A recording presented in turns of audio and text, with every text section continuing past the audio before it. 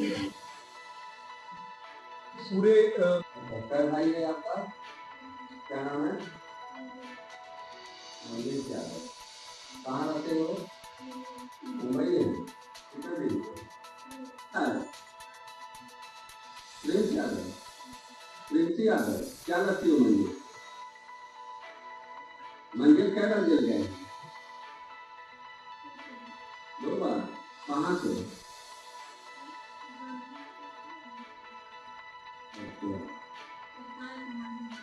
कितने दिन से गए? 2-3 महीने से। शादी बाद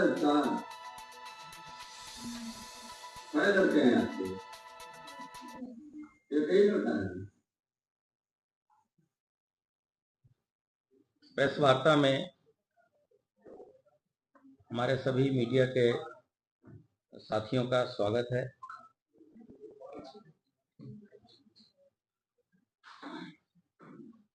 आप सबको विदित है कि 28 अगस्त 2024 को सुल्तानपुर के घंटाघर, जो कि कोतवाली नगर में स्थित है, दिन में लगभग 12:45 बजे एक ज्वेलर, जिनका शॉप का नाम भरत ज्वेलर्स है, दिन दहाड़े डकैती हुई थी। इस संबंध में जो अब तक की कार्रवाई की गई है उसको प्रॉपर साक्ष्य के साथ प्रस्तुत करने के लिए हमारी टीम यहाँ एकत्रित हुई है। हम लोग इसके बारे में जो तरह तरह की भ्रांतियां हैं उसको आपके माध्यम से स्पष्ट करना चाह रहे हैं। सारी कार्रवाई बहुत ही निष्पक्ष और साक्ष्यों के आधार पर हुई है और जब आप अभी इन चीज़ों को देखेंगे तो आप खुद इन चीज़ों को महसूस करेंगे। सर्वप्रथम मैं एडीजी लॉ एंड ऑर्डर को से ये रिक्वेस्ट करूंगा कि ये जो घटना हुई है उस संबंध में जो भी वीडियो आपने पहले देखा होगा, जो आपके चैनलों पे चला भी था, आप लोगों ने छापा भी था उसको और सभी दर्शकों को बताया भी था, उस संबंध में बताएंगे। फिर इस अब तक की जो विवेचना हुई है उसके अन्य पहलुओं को संबंधित एडीजी जोन बताएंगे और उसके बाद से मैं इस संबंध में अपना कंक्लूडिंग रिमार्क्स दूंगा। 28 अगस्त को जो घटना हुई थी उसके बारे में मैं आपको कुछ फैक्ट्स प्रेजेंट करना चाहूँगा। आप अपने सामने स्क्रीन पर भी देख सकते हैं जो एक प्रेजेंटेशन के साथ में प्ले हो रहा है, जिसमें इस घटना के बारे में जो मेन शॉट्स हैं और उसके बारे में जो फैक्ट्स हैं वो वहाँ डिस्प्ले हो रहे हैं। इस घटना को अंजाम देने वाला जो गैंग लीडर था उसका नाम विपिन सिंह है। विपिन सिंह द्वारा 5/3/17 को थाना चौक जनपद लखनऊ में मुकुंद ज्वेलर्स के यहाँ भी जो एक दुसाहसिक डकैती घटना हुई थी उसका भी लीडर यही था। और साथ ही 2023 में इसी प्रकार की घटना गुजरात में सूरत सिटी में एक ज्वेलर के यहाँ की गई थी, उसमें भी ये विपिन सिंह का गैंग लीडर नाम प्रकाश में आया था और ये काफी समय तक जेल में रहा। इस घटना को कारित करने वाले के लिए करने के पहले दुकानों की रेकी की गई थी। 15 तारीख 15/7 को और 13/8 को इस घटना की रेकी हुई थी। कुछ हमारे पास वीडियोज हैं जिसको आप अपने स्क्रीन पर देख सकते हैं।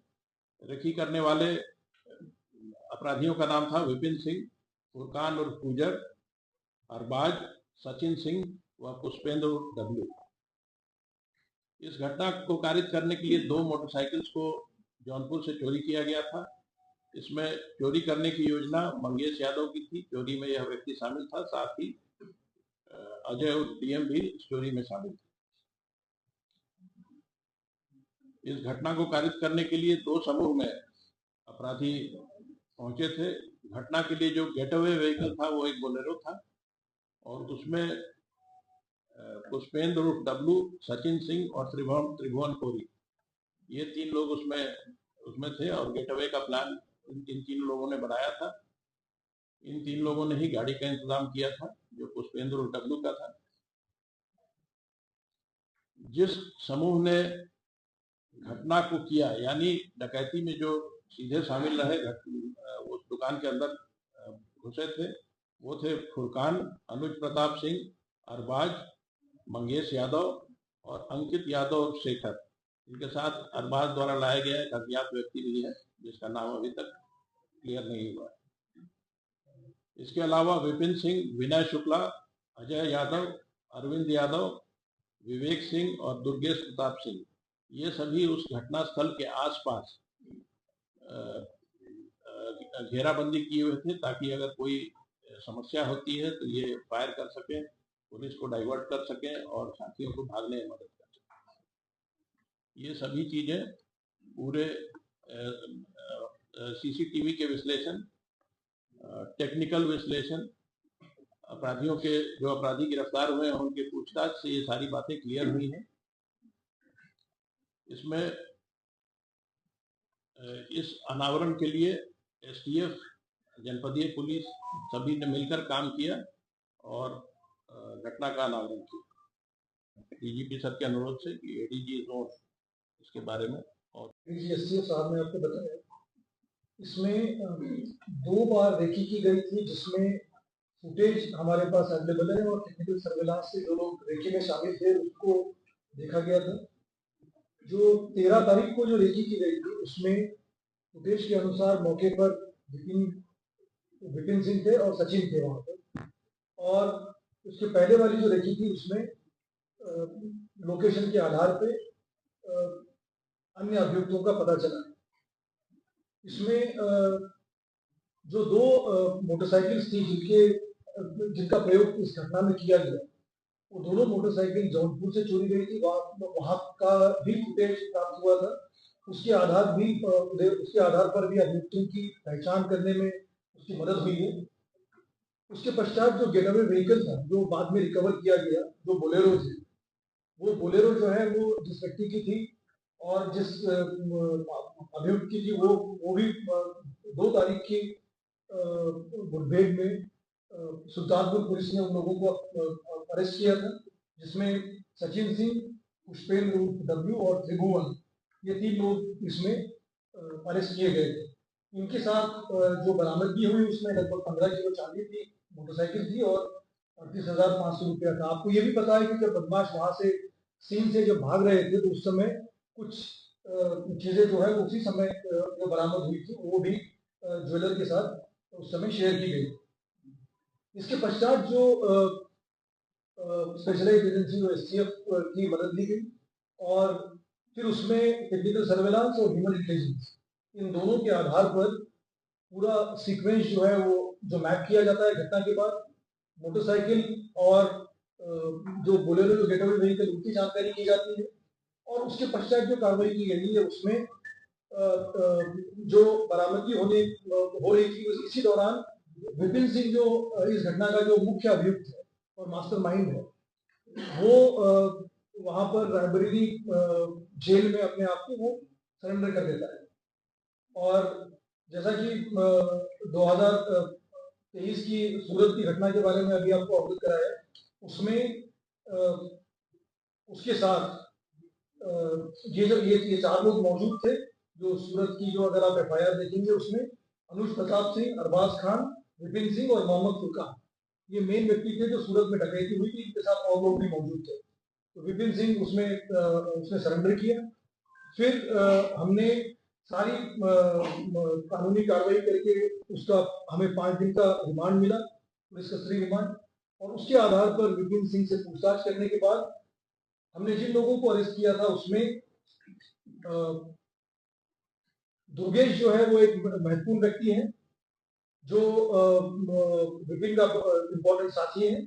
उसके बाद अरविंद यादव, विवेक सिंह और फिर विनय शुक्ला, ये अरेस्ट हुए और इनके पास से जो बरामदगी हुई है उसमें विपिन सिंह के पास करीब 1.2 kg गोल्ड बरामद हुआ है और बाकी व्यक्तियों के पास भी जो बरामदगी हुई है वो सभी आपके सामने है, वो वहाँ किया गया है। इस प्रकार ये देखा गया कि इन व्यक्तियों ने एक पूरा गिरोह बनाकर रेकी करके और ये घटना कारित की है, जिसमें विपिन सिंह जो है वो मुख्य था और उसको ये चूंकि आशंका थी कि चूंकि अभी चलने लगा है, मैं रिक्वेस्ट करूंगा कि आप उसे के साथ 20 किलो चांदी, 2.5 kg गोल्ड बरामद हुआ है और करीब 45,000 से ऊपर जो इन्होंने रुपया जो अपने आपस में बांट लिया था वो बरामद हुआ है। जिन व्यक्तियों की गिरफ्तारी अभी शेष है उसमें फुरकान, अरबाज, अंकित यादव, अजय उर्फ डीएम यादव और अनुज प्रताप सिंह, ये 5 व्यक्तियों की अभी इसमें गिरफ्तारी बाकी है। एक व्यक्ति को अभी जिसका चिन्हित नहीं किया गया है, उसकी जानकारी चूंकि केवल अरबाज को है, इसलिए अरबाज की गिरफ्तारी के पश्चात ही इसके बारे में जानकारी हो सकती है।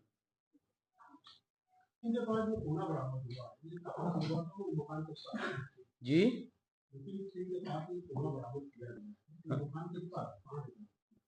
नहीं, ये तो जो स्थान के बारे में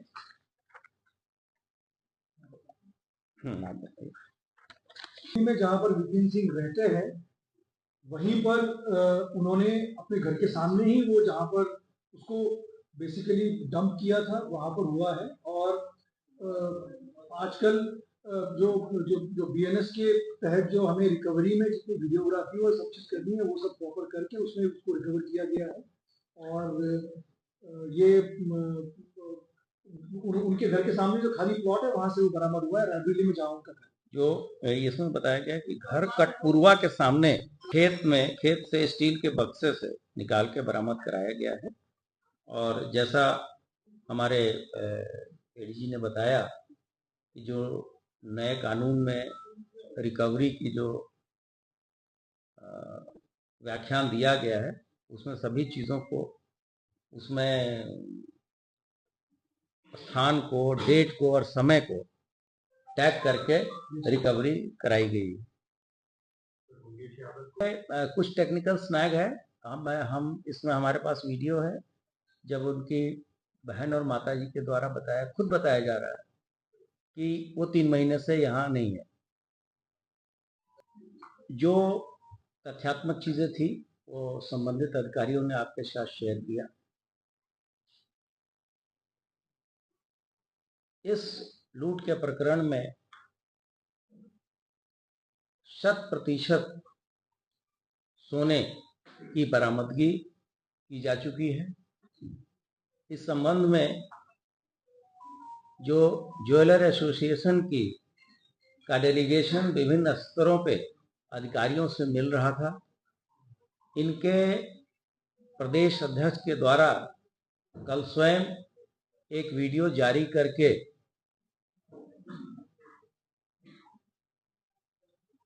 मीडिया के माध्यम से सबको अवगत कराया गया कि हमारी 100% बरामदगी की जा चुकी है।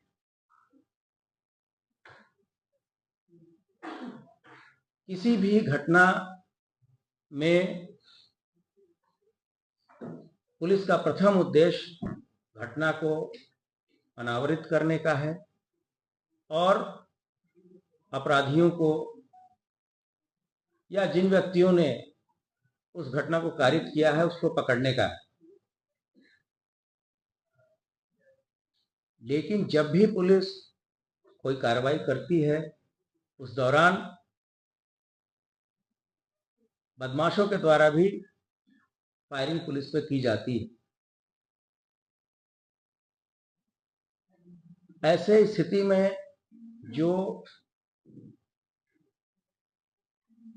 कार्य के हित में जो ऑपरेशन होते हैं उन चीज़ों के बारे में तरह तरह की भ्रांतियां लोगों के द्वारा फैलाई जाती हैं। समय समय पे इस मुख्यालय के द्वारा स्पष्ट किया जाता रहा है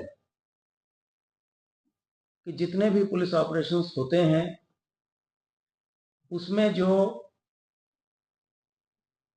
माननीय सर्वोच्च न्यायालय के निर्देश हैं एक PUCL गाइडलाइंस के रूप में, उसका 100% अनुपालन कराया जाता है। बहुत सारी ऐसे ऑपरेशंस हुए जिन सभी को आपने कवर किया है और उत्तर प्रदेश पुलिस के ऊपर अभी तक किसी भी प्रकरण में किसी भी संवैधानिक संस्था के द्वारा उंगली नहीं उठाई गई।